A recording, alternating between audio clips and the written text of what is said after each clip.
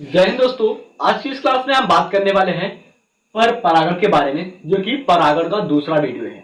इसके पहले वाले वीडियो में हमने बात कर लिया था परागण क्या होता है, कितने प्रकार का होता है, और उसमें हमने बात कर लिया था सेल्फ फर्टिलाइज और सेल्फ पॉलिनेशन यानी कि स्व परागण क्या होता है। ठीक है, और आज हम बात करेंगे पर परागण यानी कि क्रॉस पॉलिनेशन के बारे में, जिसको हम एलोगैमी के नाम से भी जानते हैं। देखिए, हम बात कर लिया परागण की। दोस्तों, जो परागण होता है वो मुख्य रूप से दो प्रकार का होता है। ठीक है, परागण मुख्य रूप से दो प्रकार का होता है। पहला हो गया हमारा स्वपरागण, जिसको हम सेल्फ पॉलिनेशन या फिर ऑटोगैमी के नाम से जानते हैं। और दूसरे नंबर पर अगर हम बात करें तो दूसरा हो जाएगा पर परागण। क्या? पर परागण, जिसको हम क्रॉस पॉलिनेशन या फिर एलोगैमी के नाम से जानते हैं। ठीक है, क्रॉस पॉलिनेशन या फिर एलोगैमी के नाम से जानते हैं। स्वपरागण के बारे में हमने कल पढ़ लिया था। अगर आपने नहीं देखा है, नहीं पढ़ा है, तो उसका लिंक जो है नीचे डिस्क्रिप्शन बॉक्स में मिल जाएगा। तो आज हम जो पढ़ेंगे वो पढ़ेंगे हम पर परागण के बारे में। पर परागण क्या होता है और ये कितने प्रकार से होता है। ठीक है, आप वीडियो को कंप्लीट देखिएगा, आपको अच्छे से समझ में आ जाएगा। तो पर परागण दोस्तों जो होता है वो निम्न प्रकार का होता है। ठीक है, जैसे अगर हम पहले नंबर पर बात करें, नंबर 1 पर बात करें, तो वो हो जाएगा वायु परागण। ठीक है, वायु परागण। दूसरे नंबर पर बात करें तो हो जाएगा जंतु परागण। तीसरे नंबर पर बात करें तो हो जाएगा जल परागण। और लास्ट में अंत में हम बात करें चौथे नंबर पर, वो हो जाएगा कृत्रिम परागण, जिनके बारे में हमें आज पढ़ना है। पर परागण पढ़ना है। पर परागण के अंदर हमें पढ़ना है वायु परागण, जंतु परागण, जल परागण और कृत्रिम परागण। ये चारों परागण क्या होते हैं और कैसे होते हैं, किनके माध्यम से होते हैं। तो सबसे पहले आप इसको नोट कर लीजिए, फिर उसके बाद हम चलते हैं पर परागण की तरफ। पर परागण क्या होता है, क्रॉस पॉलिनेशन क्या होता है, एलोगैमी क्या होता है। चलिए इसको रफ कर दे रहे हैं हम।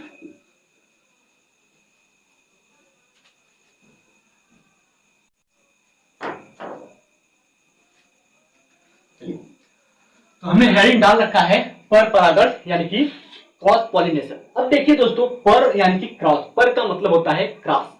क्रॉस यानी कि दो लोगों के बीच में होता है। जब भी क्रॉस होगा वो दो लोगों के बीच में होता है। जैसे कि आपने सुना होगा हमारे साथ फ्रॉड हो गया, तो फ्रॉड किसके बीच में हो गया, वहां पर दो पर्सन होंगे। तो उसी प्रकार जो क्रॉस होता है वहां पर भी दो चीजें होंगी, दो जाति के, एक ही जाति के दो लोग होंगे। ठीक है, जैसे मान लीजिए ये कोई पुष्प है।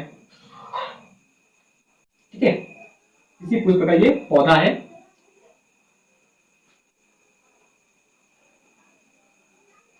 यहां पर एक और पुष्प निकला है और ये, इस पुष्प को हम ए कहते हैं। और इसी जाति का, ठीक है, जिस जाति का ये पुष्प है उसी जाति का यहां पर एक दूसरे पौधे का पुष्प निकला हुआ है। इस प्रकार से, इस प्रकार से यहां पर किसी दूसरे पौधे का पुष्प है, लेकिन जाति जो है दोनों की वो सेम है। जो दोनों की स्पीसीज है वो सेम है, सब कुछ इसका सेम है इस बी वाले पुष्प का। अब यहां पर जब क्रॉस पॉलिनेशन होगा दोस्तों, तो क्या होगा, यहां पर जो परागकण होता है, इसके स्टामेन में जो परागकण, इसके परागकोश में यानी कि एंथर में जो परागकण होता है वो यहां से निकल करके इस पुष्प पर नहीं आएगा। ठीक है, इस पुष्प पर नहीं आएगा। अगर इस पुष्प पर आता है तो ये जो पॉलिनेशन होगा, ये जो परागण होगा वो कहलाएगा स्वपरागण यानी कि सेल्फ पॉलिनेशन कहलाएगा। तो ये जो पर परागण का मेथड है वो गलत हो जाएगा, यहाँ पर फेल हो जाएगा। फिर उसके बाद हम सही मेथड क्या है, सही तरीका क्या है पर परागण का, उसको जानते हैं। तो यहां ना आकर के ये जो परागकण निकलेगा इस परागकोश से, इस एंथर से, वो आएगा अपने ही सेम जाति के दूसरे पुष्प के वर्तिकाग्र पर। ठीक है, अपने ही जैसे जाति के दूसरे पुष्प के वर्तिकाग्र पर आकर के पहुंच जाएगा। तो ये परागण कहलाएगा क्रॉस पॉलिनेशन। क्या कहलाएगा, क्रॉस पॉलिनेशन। अर्थात हम कह सकते हैं कि पर परागण में किसी पुष्प का परागकण उसी जाति के किसी दूसरे पुष्प के वर्तिकाग्र तक पहुंचता है, इसे हम पर परागण यानी कि क्रॉस पॉलिनेशन कहते हैं। स्पष्ट हो गया? अब चलिए हम इसको अच्छे से लिख देते हैं, कैसे हम इसको लिखेंगे परीक्षा में उसको। ठीक है, आप इस चित्र को नोट कर लीजिए।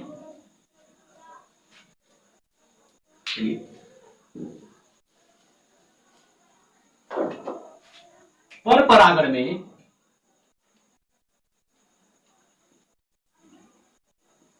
परागण में किसी पुष्प का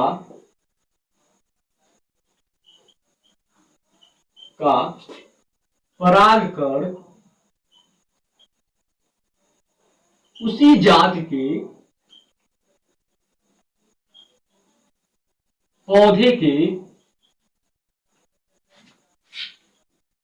किसी दूसरे पुष्प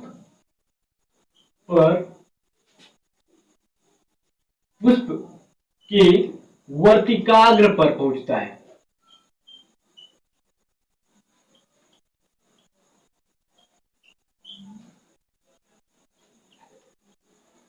तो वह पर परागण कहलाता है, यानी कि क्रॉस पॉलिनेशन कहलाता है। ठीक है, अब इसको नोट कर लीजिए। पर परागण में किसी पुष्प का परागकण उसी जाति के पौधे के किसी दूसरे पुष्प के वर्तिकाग्र पर पहुंचता है, तो वह परागण पर परागण कहलाता है। या फिर हम इसी को कह सकते हैं, जो पर परागण होता है इस लाइन को उसी जाति के किसी दूसरे पौधे पर, ठीक है, उसी जाति के किसी दूसरे पौधे के पुष्प पर पहुंचता है, तो यह परागण पर परागण कहलाता है। ठीक है, इतना स्पष्ट हो गया। अब हम बात कर लेते हैं इसके कुछ और पॉइंट्स के बारे में, जो कि बहुत ही ज्यादा महत्वपूर्ण है। अब देखिए इसके मुख्य लक्षण की बात कर लेते हैं। इसका मेन कैरेक्टर क्या होता है, कैसे पहचानेंगे कि ये पर परागण है। ठीक है, कैसे पहचानेंगे कि ये जो पॉलिनेशन है वो क्रॉस पॉलिनेशन है, ऑलिगोमी है। ठीक है, इसमें क्या होता है, अगर हम बीज बनता है, इसमें बीज बनता है, तो हम कह सकते हैं इस परागण में बीज उत्पन्न करने के लिए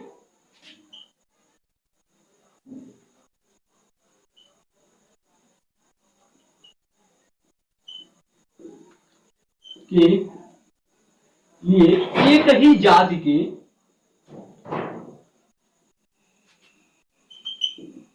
दो अलग अलग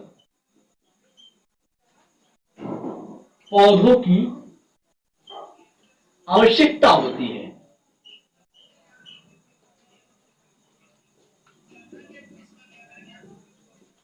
ठीक, क्या हुआ, जो पर परागण होता है उसमें बीज उत्पन्न करने के लिए एक ही जाति के, ठीक है, सेम जाति के दो अलग अलग पौधों की आवश्यकता होती है, तब जाकर के पर परागण के द्वारा बीज उत्पन्न होता है, बीज बनता है, यानी कि सीड बनता है। अच्छा, इतना बात तो क्लियर हो गया कि जो पर परागण होता है उसमें एक ही जाति के दो पौधों की आवश्यकता होती है। लेकिन वो जो पौधे होंगे किस प्रकार के पौधे होंगे, एक लिंगी होंगे या फिर द्विलिंगी होंगे, यूनिसेक्सुअल होंगे या फिर बाइसेक्सुअल होंगे। तो इसका जो मुख्य बात है, मेन पॉइंट है, ये यही है कि इस प्रकार का जो परागण होता है वो किस प्रकार के पौधे में होता है। तो अगर हम इसकी बात करें, जो पर परागण होता है मुख्य रूप से द्विलिंगी पुष्पों में होता है। अब बात कर लेते हैं द्विलिंगी का मतलब क्या होता है और एक लिंगी का मतलब क्या होता है। अब देखिए, अगर हम यहां पर द्विलिंगी की बात करें, जिसको हम अंग्रेजी में बाइसेक्सुअल कहते हैं, नाम से स्पष्ट है, द्विलिंगी, द्वि मतलब दो, तो यहां पर नर तथा मादा दोनों जननांग एक ही पुष्प पर उपस्थित होंगे। जैसे एक ही पुष्प पर आका पाया जाएगा, पुमंग और स्त्री केसर दोनों उपस्थित होंगे। इसमें जो पुमंग है वो आपका नर जनन अंग है और जो स्त्री केसर है वो आपका मादा जनन अंग है। दोनों ही एक ही पुष्प पर उपस्थित होंगे और पर परागण की क्रिया मुख्य रूप से द्विलिंगी पुष्पों पर होता है।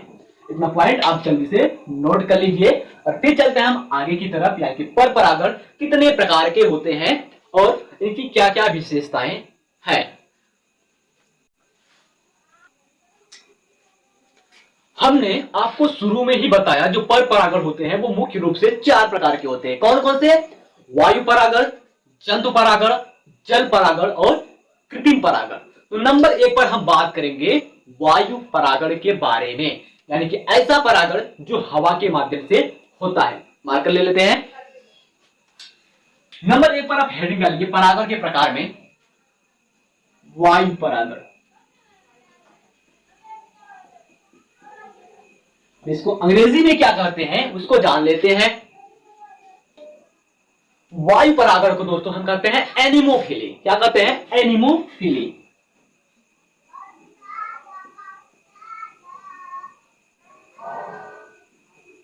एनिमोफिली। अब देखिए एनिमोफिली होता क्या है, वायु परागण होता क्या है। वायु परागण कह सकते हैं इस प्रकार का परागण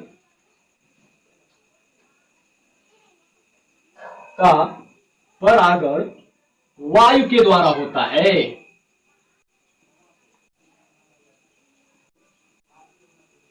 इस प्रकार का परागण वायु के द्वारा होता है और जिस पुष्प में वायु परागण होता है उसे क्या कहते हैं? ठीक है, वायु परागित पुष्प को इस पुष्प को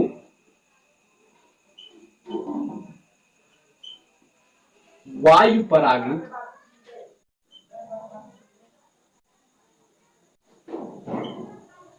पुष्प कहते हैं। ठीक है, जिस पुष्प के अंतर्गत वायु परागण होता है उस पुष्प को हम वायु परागित पुष्प यानी कि एनिमोफिली फ्लावर्स के नाम से जानते हैं। यह स्पष्ट हो गया। अब हम बात कर लेते हैं वायु परागण जो होता है उसके क्या क्या विशेषता होती है। यहां पर भैया एक अपवाद आ जाएगा। वो अपवाद है कि इस प्रकार का जो परागण होता है, वायु परागण जो होता है उसमें जो पुष्प होता है वो एक लिंगी होता है, यानी कि यूनिसेक्सुअल होता है। ठीक है, तो बात कर लेते हैं इसकी विशेषता की।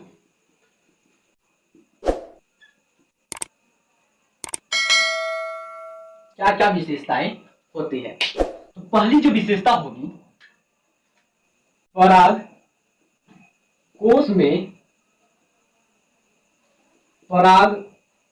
कोश में अधिक परागकण बनेंगे।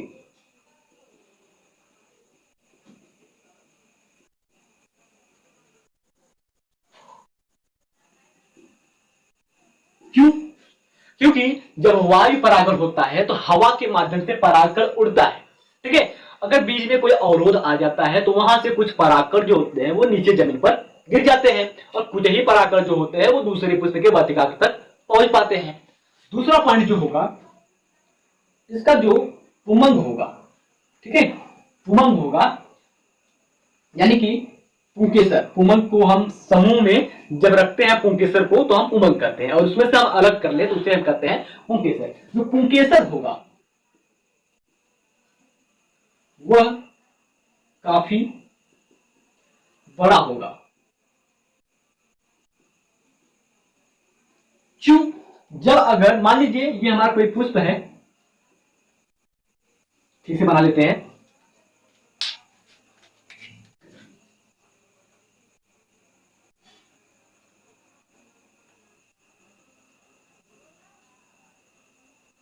ठीक है, ये हमारा कोई पुष्प है, ये उसका कलर युक्त पार्ट है।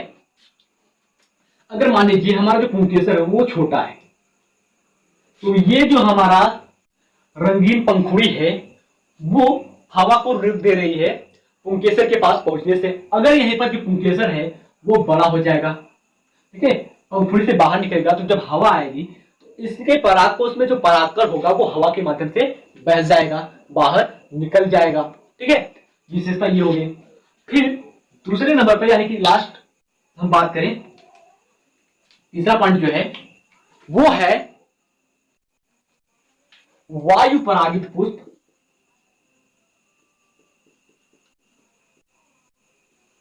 पुष्प एक लिंगी होते हैं।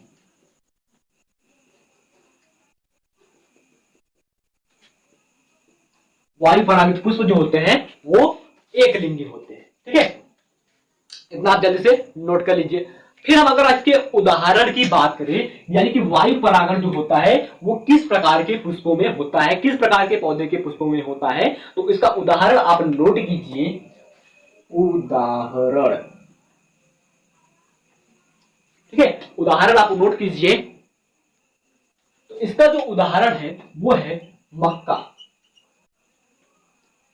चीड़, फूलर आदि। इसके प्रमुख उदाहरण है, वायु परागण के प्रमुख उदाहरण है। दोस्तों हमने यहाँ पर सारे पॉइंट्स को लिख दिया है ताकि वीडियो काफी लंबा ना हो सके और आपको बोरियत महसूस ना हो, इसलिए हमने इन सारे पॉइंट्स को लिख दिया है। चलिए हम पर परागण के दूसरे पार्ट की मतलब कि दूसरे प्रकार की बात करें, वो हो जाएगा जंतु परागण यानी कि जूफिली। ठीक है, जंतु परागण होता क्या है और ये इसकी विशेषता क्या है, इसके बारे में क्या कहते हैं। पुष्पों में जंतुओं के द्वारा होने वाले परागण को जंतु परागण कहते हैं। ठीक है, जिन पुष्पों में जंतुओं के द्वारा परागण होगा उन्हें जंतु परागित पुष्प के नाम से जाना जाएगा। जंतु परागण सामान्यतः कीट, पक्षी, चमगादड़ अथवा घोंघा के द्वारा होता है। ठीक है, जंतु कीट भी है, पक्षी भी जंतु है, चमगादड़ भी जंतु है और घोंघा भी एक जंतु है, और हम मनुष्य जो है वो भी एक प्रकार के जंतु है, जानवर है। ठीक है, नंबर 1 पर हम बात कर लेते हैं जंतु परागण में यानी कि जूफिली में कीट परागण, यानी कि ऐसा परागण जो कीटों के द्वारा होता है उसे हम कहते हैं कीट परागण। तो कीट परागण क्या होता है, अधिकांश पुष्पों में जो परागण होता है वो कीटों के द्वारा होता है, जैसे कि मधुमक्खी के द्वारा। मधुमक्खी की बात करें तो मधुमक्खी के द्वारा जो परागण होता है वो आर्किड और बाउगेनविलिया में पाया जाता है। फिर उसके बाद हम बात कर ले तितली के द्वारा परागण। ठीक है, तितली के द्वारा पर परागण जो होता है वो लिली में पाया जाता है। लिली एक प्रकार का पुष्प है। उसके बाद हम अगर मक्खी की बात करें, मक्खी के द्वारा परागण, तो मक्खी के द्वारा जो परागण होता है वो रैफ्लेसिया में होता है। किसमें? रैफ्लेसिया। उसके बाद अगर हम सलभ की बात करें, सलभ के द्वारा जो परागण होता है वो तंबाकू यानी तंबाकू और धतूरा में होता है। अब देखिए दोस्तों, जो कीट परागण होते हैं उनके पुष्पों की विशेषता के बारे में बात कर लेते हैं। कैसे पुष्प होंगे जिसमें कीट परागण होगा, तो इसकी विशेषता हमने यहाँ पर लिखी है। विशेषता, कीट परागित पुष्प में परागण के लिए कुछ विशेषताएं पाई जाती हैं, जैसे ये पुष्प रंगीन, चमकीले, सुगंधित और आकार में बड़े होंगे। ठीक है, अगर ये आकार में बड़े होंगे तो कीटों को अच्छी तरीके से दिखाई देंगे। रंगीन होंगे तो ये इनको कलर से इनके रंग से वो आकर्षित होंगे। सुगंधित होंगे यानी कि इनके गंध को सूंघ करके कीट अधिक से अधिक मात्रा में परागण के लिए वहां पर पहुंचेंगे। फिर उसके बाद हम बात कर ले जंतु परागण के सीरीज में दूसरे पॉइंट की, तो पक्षी परागण। पक्षी भी एक प्रकार का जंतु है, तो इसके द्वारा जो परागण होता है उसे क्या करते हैं, कुछ पुष्पों में परागण की क्रिया पक्षियों के द्वारा होती है। पक्षियों के द्वारा जो परागण होती है उसे हम पक्षी परागण के नाम से जानते हैं। इसकी भी कुछ विशेषता है कि पक्षी परागण होता कहाँ है, किस प्रकार के पुष्पों में पक्षी परागण होता है, तो वो पॉइंट है पक्षी परागण पुष्प बड़े, रंगीन तथा गंधहीन होते हैं। बड़े भी होते हैं, रंगीन भी होते हैं, लेकिन इसमें किसी भी प्रकार का गंध यानी कि सुगंध नहीं पाया जाता है। फिर इसमें मकरंद का स्राव नहीं होता है। मकरंद यानी कि मकरंद एक चिपचिपा पदार्थ होता है जिसका स्राव यहाँ पर नहीं होता है। देखिए, मकरंद का स्राव होता है आपके कीट परागित वाले पुष्पों में। क्यों? तो कीट होते हैं, उनके पैर में एक खोई के समान संरचना होती है। ठीक है, इस प्रकार से एक संरचना होती है, जो मकरंद होता है वो इसी में आकर के चिपक जाता है।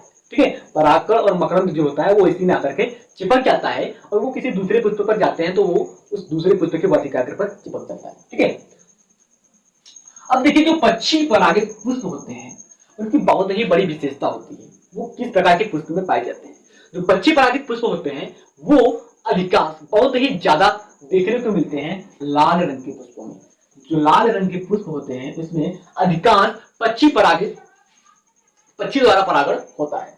अब देखिए हम पर परागण के तीसरे पॉइंट की बात कर लें, पर परागण के तीसरे प्रकार की बात कर लें तो वो है जल परागण यानी कि हाइड्रोफिली। अब देखिए दोस्तों, जो जल परागण होता है वो कैसे होता है। जली पौधे में अधिकांश जो परागण होता है वो जल के द्वारा होता है। ठीक है, जली पौधे में जो परागण होता है वो अधिकांश चलिए, जल के द्वारा होता है, इतना स्पष्ट हो गया।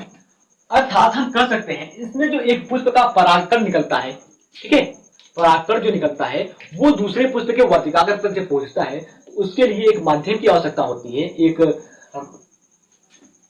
सवारी की आवश्यकता होती है, जिसे हम कहते हैं जल। तो जल के द्वारा उस पुष्प का परागकण निकल करके दूसरे पुष्प के वर्तिकाग्र तक पहुंच जाता है।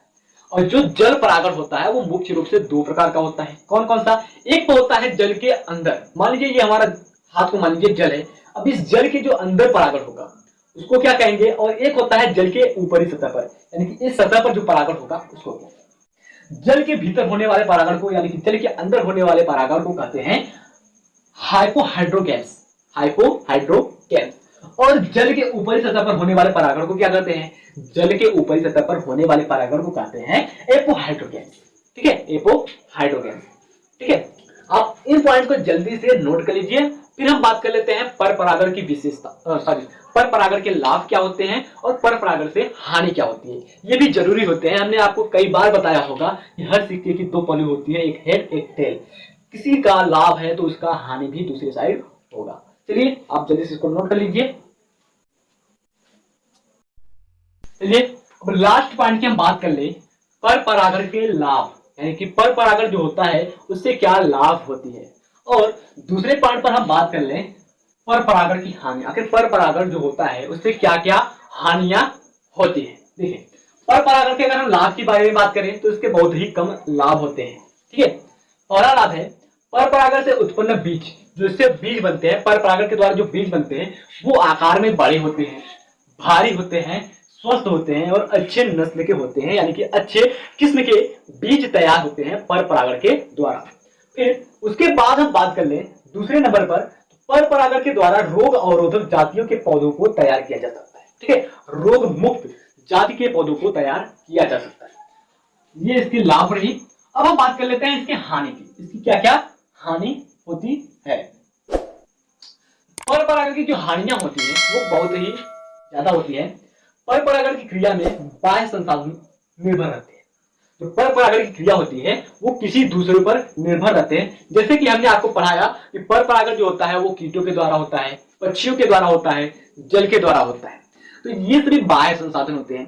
जब जल मिलेगा तब जाकर के परागण होगा, जब कीट आएंगे तब जाकर के परागण होगा। यानी कि हम कह सकते हैं कि जो पर परागण होता है वो किसी निश्चित समय पर नहीं होता है। इसके बाद दूसरे नंबर पर बात करें तो इसमें अधिक परागकण नष्ट होते हैं। कैसे? जब परागकण बनते हैं तो हवा के माध्यम से जाते हैं, ठीक है। ये मान लीजिए हमारा परागकण उल्टा उल्टा जा रहा है और किसी परागकण के बीच में कोई अवरोध आ गया, तो इसके ऊपर का जो परागकण है वो जो निकल जाएगा, नीचे का निकल जाएगा, लेकिन जो बीच का होगा वो यहीं पर नीचे गिर जाएगा, ठीक है। इस प्रकार से यहाँ पर परागकण जो होते हैं वो अधिक मात्रा में बनते हैं और अधिक मात्रा में भी नष्ट होते हैं। फिर उसके बाद हम बात कर लें नंबर 3 पॉइंट की। तीसरा पॉइंट, इसमें परागण के लिए किसी दूसरे पौधे के पुष्प पर निर्भर रहना पड़ता है, लेकिन सेल्फ पॉलिनेशन, याद कीजिए पिछले वाली क्लास में हमने बताया था स्व परागण, उसमें उसी पुष्प का वर्तिकाग्र होता है और उसी पुष्प का परागकण होता है, ठीक है। परागकण उसी पुष्प का हो सकता है या फिर उसी पौधे के 2 पुष्प हो सकते हैं, तो उसमें ज्यादा परागकण भी लॉस नहीं होगा, वो झड़ेगा, सीधे वर्तिकाग्र पर आकर के गिर जाएगा। तो इसमें दूसरे पौधे के पुष्प की आवश्यकता होती है परागण के लिए। फिर उसके बाद लास्ट पॉइंट पर बात कर लें, पर परागित बीज जो होते हैं वो सदैव संकर होते हैं, यानी कि हाइब्रिड होते हैं। कैसे?